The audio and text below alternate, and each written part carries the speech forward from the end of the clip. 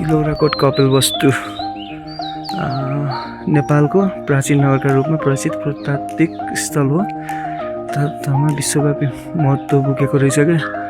यहाँ चाहिँ यस्तो यस्तो रहेछ ल। यहाँदेखि भित्र जाउँ। म चाहिँ भित्र हिँडेँ है गाइस।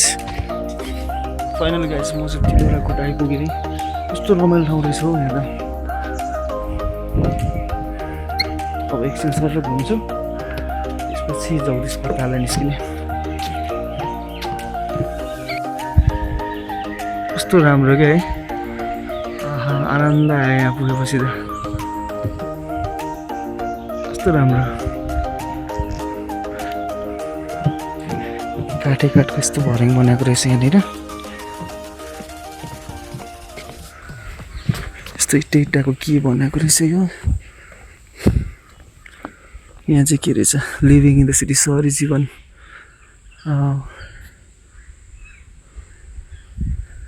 डिटेलमा हेर्न सक्नुहुन्छ तपाईँले होइन। यहाँ हिस्ट्री, यहाँको बारेमा हिस्ट्रीहरू रहेछ यसमा चाहिँ। अगाडि बढौँ हामी चाहिँ।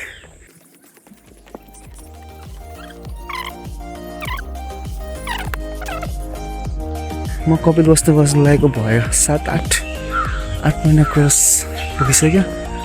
यति नजिकैको ठाउँ यस्तो राम्रो ठाउँमा आएको रहेनछ क्या। सबैजना आउनुहोस् एकचोटि घुम्न, रमाइलो छ। पिस छ जियोस् यहाँ, पिस शान्ति। ल एउटा भाइ पनि मैले साथी पाएँ। यहाँदेखि फेरि अब म तिलौराकोट घुमेर सकेर अब यहाँदेखि म बाइकमा फेरि जगदीशपुर ताल त्यो चाहिँ एउटा भाइ पनि साथी पाएँ, उसैलाई लिएर जान्छु।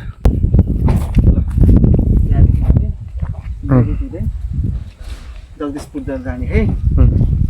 ल गाइस आज चाहिँ तिलौराकोट घुमेर फेरि यहाँ जगदीशपुर तेल पनि म आइपुगेँ होइन। यहाँबाट आएर यो बाटो हुँदै म अहिले यहाँ आएर जगदीशपुर तालमा फोटो पनि खिचेँ, भिडियो बनाएँ। यस ठाउँ चाहिँ रमाइलो रहेछ है। यहाँ नभएर मान्छे नगर चाहिँ होला अहिले चाहिँ होइन। अहिले जस्ट भाइले भिडियो बनाउँदैछ, म चाहिँ अलिकति केही आफ्नो कुराहरू राख्न चाहेँ। त्यो रमाइलो रहेछ ठाउँ चाहिँ, एकदम रमाइलो है भाइ।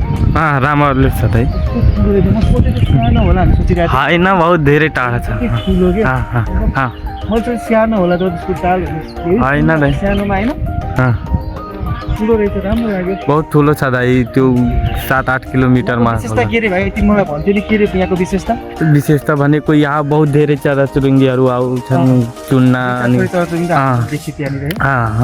त्यही खनेर बनाए के भन्दै थियो? यो मान्छेले हात मतलब कुदालो त्यही प्राचीनमा आउँछ के भो। अब यहाँको यात्रा सकेर हामी चाहिँ अब यहाँदेखि निस्किन्छौँ। मेरो ब्लग चाहिँ इन्डिङ गर्दै गाइस मन पऱ्यो भने लाइक कमेन्ट सेयर गरिदिनु होला मेरो युट्युब च्यानललाई है। भाइ कस्तो लाग्यो दाइसँग घुमघाममा? राम्रो लाग्यो दाइ। अनि तिलौराकोटदेखि भाइलाई भेटाएर है मैले लिएर सँगै। अब भाइको चाहिँ प्रब्लम त्यस्तै त्यस्तै रहेछ। अब प्रब्लम मैले उसलाई सम्झाउनु राम्रो सम्झाएँ है। भाइले भनेको मान्छौ नि होइन? ल तिम्रो म नम्बर पनि लिएर जान्छु, बेला बेला कन्ट्याक्ट गर्नु दाइलाई, केही समस्या पऱ्यो भने भन्नु है। ल हुन्छ भाइ, आफ्नो लाइफ चाहिँ राम्रोसँग बनाउनु है, पढ्नु यताउति गर्नु भाइ। ल हस् बाई बाई भन्दै भाइ।